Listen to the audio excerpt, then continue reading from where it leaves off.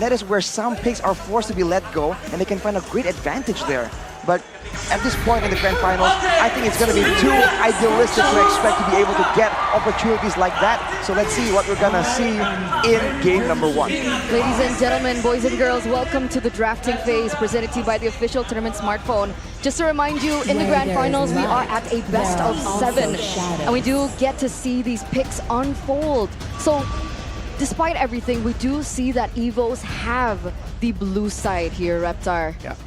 And they're immediately going after what could be one of the pickups that I'm surprised that Evos would be respecting, which is the Kadita, a pick that we don't see much in MPLPH, but in the hands of most likely Keyboy as the roamer, it's something that they're just respecting, which goes to show that Evos doesn't want to get surprised. They don't want to get bursted and picked off in the early game. So I think Onyx chooses second pick, right? So that means that they don't have any respect hero for Evos, so that they choose second pick so that they can use their flexibility in the drafts. Okay, so flexibility is going to be the key, and we do see that Evos pick up this Valentina. Where is this heading? Are they trying to deny a pick, perhaps? Are they trying to deny a Faramis pick from popping up? Maybe you're preemptively preparing for a Faramis, but also for a lot of the big ultimates that sometimes Onyx can use to their advantage. But showing it so early allows for Onyx to really find solutions to try and mitigate that in the strategies or also in the hero selection. They've really banned the Chip and the Moscow, so they're really respecting this global presence. It really seems like when Evos can maneuver as they want to, when they can't be forced into weird situations, they do get ahead. But now we take a look at the Farsa and the Claude here.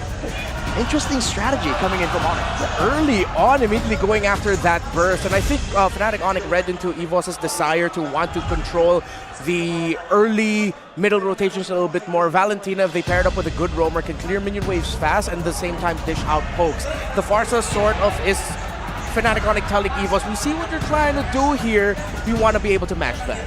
Yes, I think the Farsha pick, it means that Onyx wants the mid control. Yes. Because the Farsha is a very strong laner, and it will be paired up with the aggressive roamer. And let's see what... Oh, okay. Terizla, Roger. and Roger. They are playing for the early game and an objective setup for the first hurdle. They are looking for it. Okay, so before we headed into this, I was like, you know, Coach Aldo, what's your specialty? And he's like, drafts. Okay, so I want to know your prediction for the last pick from Fnatic Onyx. These were previously your players. Yes, if they want to open up Kyrie's hero, I think it's Frederick's it's not a bad pick here. But if they want to keep Got it, Coach. Wow. Nice. Got it. On cue. He knows his players, man. You know, Kyrie, he was actually the guy who brought Kyrie here technically, right? You requested for that, Coach. I remember that story. And he knows his players best. Because I thought maybe they want to keep, like, maybe they want to pick up the Julian or something. They need to put it at last pick. But if they just want to open, but maybe this Fred is still also a flex pick, right? To be honest, it can be on look to hand, so we still don't know what's next. I'm impressed. I'm impressed. Nice prediction. We do see that the Alpha gets respected away from Annabelle. For sure. As we do take a look at the MPL ID data, we actually had a look at this yesterday. Kareth, Luo Yi, and Moskov have maintained 100% pick and ban rate throughout the MPL ID Season 13 playoffs. So it's no longer just in the Philippines, but we have implemented this for ourselves as well. Yeah, it's the pick that you really got to respect if you're a Red Side, as Coach Aldo put up. The Harith is still a menace despite those few little changes. And of course, Moskov and Lo Yi, because hey, if you don't want to handle some insane macro gameplays, then you're going to want to take those out. Evos, I think they might consider taking out another EXP laner if they really want to minimize the impact here of Lutfi. That's why that Evos went into the second phase, already picking up the Terizla. A nice safe pick for them, can clear minion waves, can hold really well, and at the same time be a menace for the early objectives, as Coach Aldo put it. So if they just want to continue building that advantage for Fluffy, which they love to do, an EXP ban might be warranted, and they go for an Arlott. But if I'm not mistaken, for Fnatic Onyx, Arlott is more of a Kid Boy pick. Yes, and also it's also combo for Fred and Arlott. It's very annoying in the early game, especially when they hit when the Fred hit level 4 and then it combos in Arlott, the Arlott become a kill machine. And I think I'm liking a Paquito pick for Lutfi here because he can control the lane, he can also deal damage, and yeah, it's a good pick for Lutfi. And interestingly enough, that is one of his highest picked heroes. And if we take a look at the stats, he has a 87.5% win rate. So will we see it pop up? And there you go. Wow. Coach Aldo. Let's go, Coach. Let's go. On a streak here. Don't worry, we got 7 games of this, right? We're gonna have a lot of predictions from Aldo. Probably we're gonna get a lot of those correct predictions too. And for Evos, I think for me personally, right, I love the Valentina as a first pick for Evos Glory because they've always been able to capitalize on the flexibility of the Valentina when they give it to Clocken, not only in the game, but in the way that they drafted. Usually on the Valentina, you want to go for a front-to-back composition. You have so much peel, so much cover, but that doesn't shut down the possibility of you to go for dive. So right as they saw 2 scaling picks, technically, for the side of Fnatic Onyx, the Claude and the Farsa, and very, very vulnerable picks that they need to dive, they can go straight in! With the Roger, the Terizla, and now they double down. This is the pick that won them the game yesterday, and it was also with the Valentina, the Lancelot combo. That's just a very menacing presence in the jungle here coming from Evos, combined with all the AoE, the Minion Fury, the penalty zone for Fluffy, and from Dreams as well. For Fnatic Onyx, mobility has to be key here, or they have to try and find some ways to really match the crowd control, because otherwise they'll be forced to back away, and we all know that Evos, when they're moving forward, they like to barrel straight through their opponents and get advantages that way. Yeah. They're gonna need someone to catch the Lancelot, I think. I think on my mind, there's only 2 heroes for Kibo here. It's either Edith or Cho. Yeah. Because other roamer gets affected by Valentina ult, right? Yeah, so I think it's either... Oh, it's Ruby. That too. Can work. Yeah, it's not the hard catch, but if the Ruby and Fredrin time things together, they might be able to catch out the Lancelot. But it's easier said than done. Yes. But yeah, Kibo is very well known for his Ruby, and especially against the Lancelot, he knows very well how to counter the Lancelot. He knows how to time the ult and the second skill. I think it's gonna be a fun match to watch.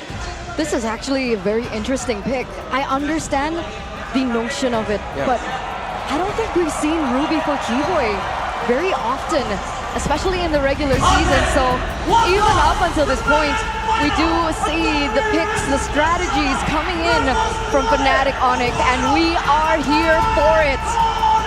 The People's Champion Challenge, what is supposed to be the 3-peats. They want to seize the throne, they want to challenge the throne, and they want to win this for the people. Game number 1 between Fnatic Onyx and Evos Glory in the grand finals. Let's get into the land of dawn. The people that you can hear right now, the chant's already beginning, and it'll only get louder. We're only in game number 1, and the fans are already going crazy. Fun fact, Annabelle, last time on the Lance, amazing golden. It was also up against a Fredrin, that was Ray.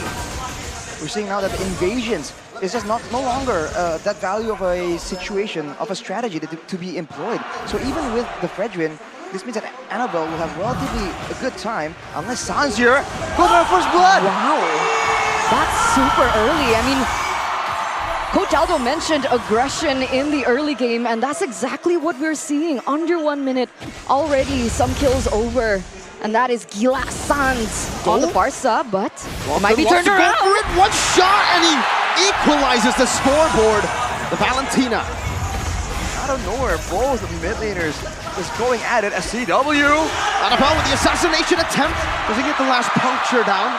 A bit too risky. He doesn't know where Keyboy is. Keyboy just trying to march forward. Kyrie walking up with the retreat as well. Doesn't seem like he was able... Well, he was actually able to take it, but it's just the gold. Now looking at the emblems here, Annabelle and Kyrie both prioritizing the clear speed, trying to make sure that they do have that advantage coming through, especially when they want to get that level lead to try and contest for the neutral objectives a bit better. And with the Minotaur and the Terizla in the picture, it feels like Onyx will most likely go for some kind of pick-off before everyone groups around together. But in order to do so, they have to put Lutpi in a good position, and he's already being pressured by Fluffy and Clocken, so Onyx might be on the back foot. But Evos Glory, they've always been so strong because of their mid-trio. Prio, Dreams gets caught here. gets a little bit of low, but he will get to that level 4 by clearing in that lane. Meanwhile, Keyboy already opening up vision for his team to start and posture for this neutral objective take. That's a keep Annabelle wins it out. Minions Fury and the flicker combo and the Brazers. Ratho takes his life away. Now, didn't look with a knockout strike, but Annabelle is forcing that flicker away. Fluffy follows through with the flicker, picks up a double with that hammer. Blockhood. Just a few of those little bumps of damage onto Keyboy, but he survives. A 1-for-2 trade in favor of Evos Glory. Break us through that. What happened? Seems like for Evos, they were just waiting around, and Fnatic Onic are the ones who felt like we have to make the first move, we have to go and rush this turtle before Evos can actually respawn and get closer. But they were just a bit too late. They came in, and Annabelle showing again that this Retribution is nothing to be trifled with, as we take a look at the talent prediction here by the Samsung Galaxy S24 series. Minority. Arashi is the minority here. Everybody wants the heroes to win, I guess. Wow. It's a good story. I mean, looking at them the entire time, I don't think anyone predicted them to make it to the grand finals. The story was always Onic and maybe Bigatron Alpha. But Bigatron Alpha's not here. Yeah, I know they're not here, man. I'm sorry. Feels bad to be Mirko, but you know, it happens to the best of us. I mean, all three of us on the desk today have our teams knocked out already, funnily enough. So it's all just Goni that's just really confident in his team, and it seems like for the most part, a lot of the talents want to try and prove him wrong. But looking at the situation with a 1K gold lead almost, Evos are actually having a lot more success here in the early game. And it looks like for Onic, they have to wait a bit longer for Lutpi at least to get online, unless Annabelle has a plan cooked up for him. It looks like they are reaching towards the top side. Lutpi gonna be able to see that out. But in this early stage of the game, after so much brawls, what are we expecting? Are you expecting Evos to push in the tempo because of that early game aggressive comp? I think we're definitely expecting some kind of aggression, especially with Sans clearing the wave so fast and trying to roam around and impact those side lanes. But now, whenever there's a neutral objective, you can see Evos are immediately in position. And the fact that Fluffy can be so tanky, so difficult to pick off without some more items in the inventory slots of Fnatic Onic. He can just stand there, but look at this. What big trying to survive now, goes in, knockout strike, flickers out, but right into Fluffy, penalty zone. Picks up a kill, he's on a killing spree as he goes on to Keyboy with those hammers. But the airstrike onto Annabelle, but he uses the puncture to get through. Kyrie takes the second turtle rather. Goes in for the taunt, knocks Fluffy up, no penalty zone to play with Dreams. Knocks Keyboy up, don't run Wolf King. No flicker to follow it up, and still be able to find one. That's two also. Kyrie gonna be caught in the damage. They're still able to dash out. Now CW with blazing duet with Sans in the back cannot save Kyrie from being slain by Clockman. And Annabelle chasing them from a different angle. Evos Glory with a winning team fight. That was a 3-4-0 trade, ladies and gentlemen. The White Tigers, the People's Champions, they're putting up a fight here in minute number 5. Despite the objective given over to Kyrie there, it looks like Evos hold complete control. And Fnatic Onic, despite the attempts to try and slow down that snowball from happening, it's not working out for them. I mean, they were able to get the neutral objective before Evos can respond, but now Keyboy might be caught. That's a massive execution. Annabelle will not be able to slay Keyboy. Pops that conceal just in time and gets out. That's what I was saying. There are moments of success here for Fnatic Onic, and they were still able to get the neutral objective. The problem is afterwards, Evos immediately hunt them down and try and get a big team fight. And because they have multiple ways to really start that off, they are happy to just blow 1 or 2 ultimates to try and catch at least 1 or 2 members and then try and follow up that way. And even if they don't really immediately get the payoff from that play, Annabelle can still go and do what assassins do best and seal the deal. As Kyrie gets surrounded by 3. And Annabelle wins the red tree. Kyrie has to put the airstrike there to help him back away, but Kyrie will be able to go for the taunt onto Dreams, forcing him in his fury, but he catches 3 with the flicker. Fluffy with a mega kill. Now it's that's a Lycan pounce from Brad chasing Keyboy. He's still able to escape, but not for long. That's Fluffy again with a penalty zone.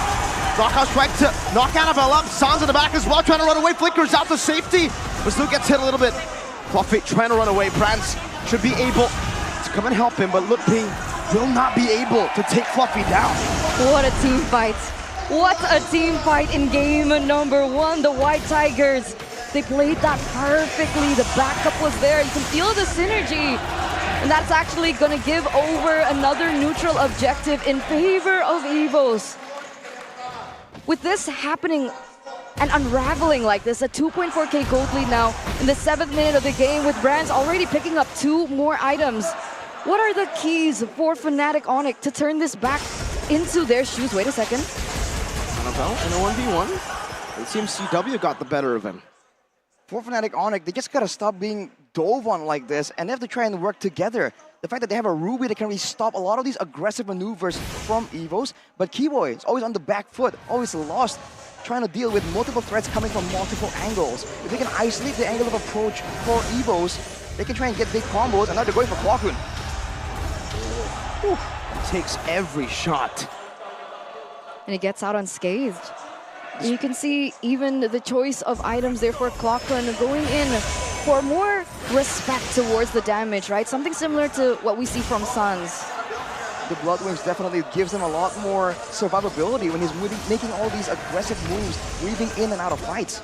And despite all the plans coming in from the gods, Fnatic Onic, Evos are just letting nothing go in their favor, always getting the better trades for now. The longer the game goes though, with the Pharsa, with the Claude, there's a chance that the late game team fights might favor Fnatic Onic, but they still have to try and contend with the dives, with the crowd control tools that can land on multiple people. And they only have Purify on CW. Sans went for the Flicker because he is Gila-san. It's crazy, he's Gila. Lutpi, though, 0-2 on his signature pick, and it seems Evo's Glory, they know what they're doing. They want to shut Lutpi's confidence down from the start. Dreams tanks up the shot. Lutpi with a knockout strike, able to survive with the skill 1 shielding as well. Keyboy rotates back up. Has the flicker, doesn't decide to go for it, not just yet, but well played by Lutpi. What's the plan here for Fnatic Onic? Are they trying to just weather the storm? They didn't even go for a pick there. Is it because they can't yet? I think they don't want to really waste a lot of ultimates right before the Lord is up. It was only a few seconds away earlier, and now they have control because they do have a bit more momentum due to the failed dive on the top side.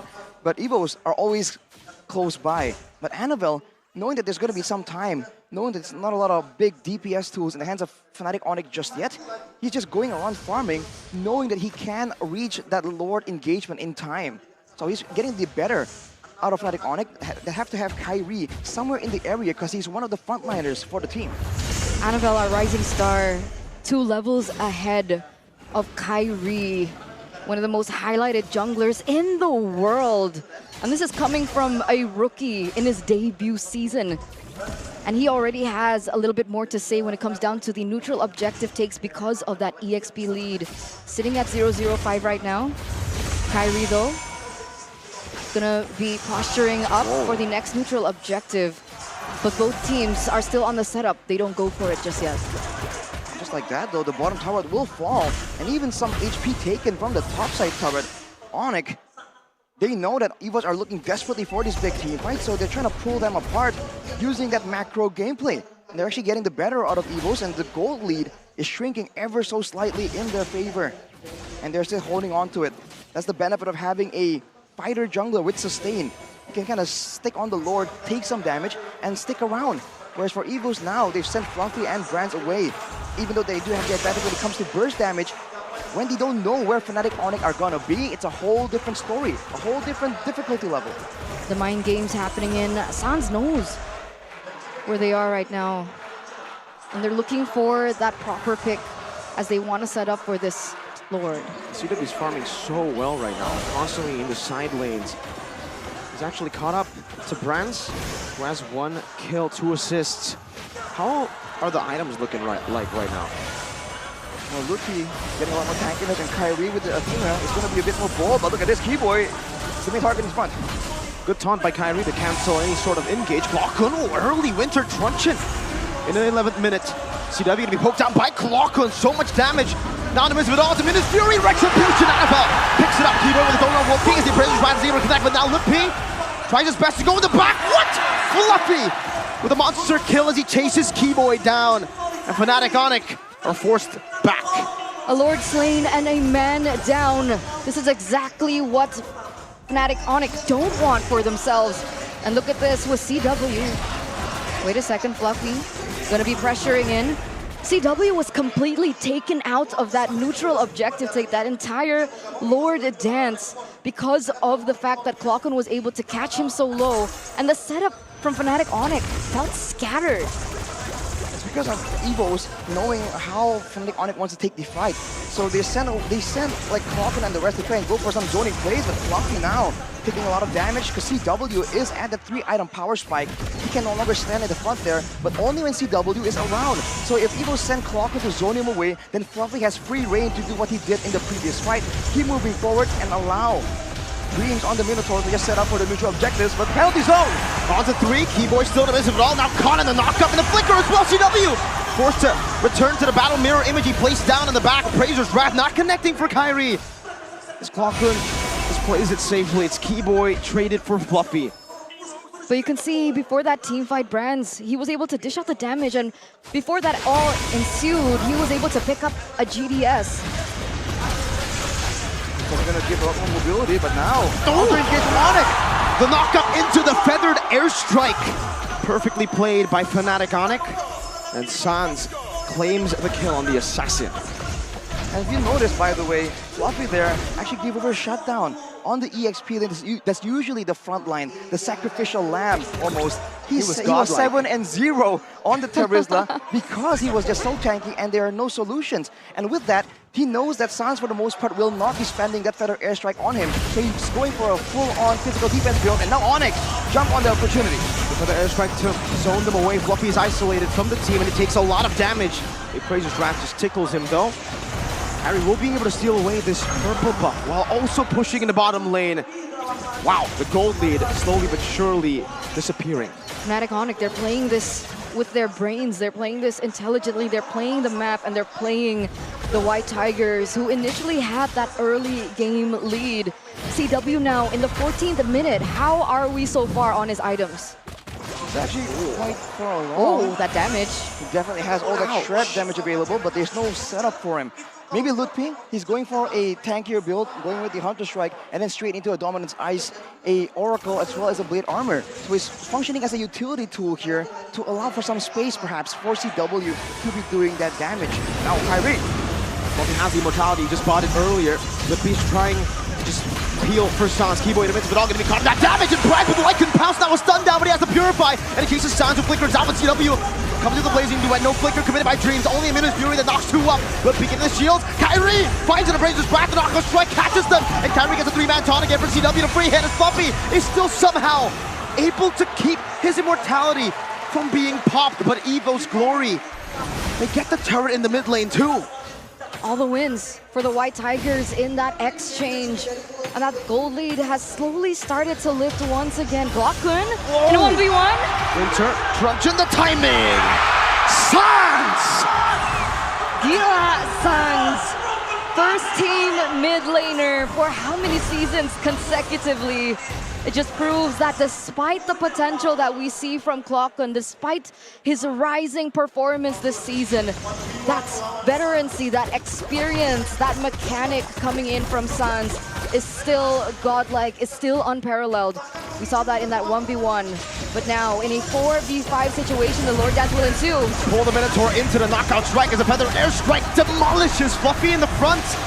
Lutpi zones them away. Annabelle's looking for an entrance though. Jumps in the puncture, very, very low. Has a thorn nose as well. Annabelle, no, he will not be able to find it. CW with blazing duet to the back, and Browns gets gunned down by Calvin Winata. That's a double kill for CW. 3-4-0. Fnatic Onyx, the defending champions, come back and come alive in the 16th minute of the game. That latest pickup from CW, that malefic roar from CW, doing them justice. Going for the airstrike, dealing some damage and also trying to clear up the way. But CW is so sustainable. Lutpi has already cleared out in the bottom lane as well. They can go for it. Sans is already hitting on the base. Mini wave in the bottom lane. That's going to be Clockwood who flickers forward, but CW does not care. Game 1, Fnatic Onyx.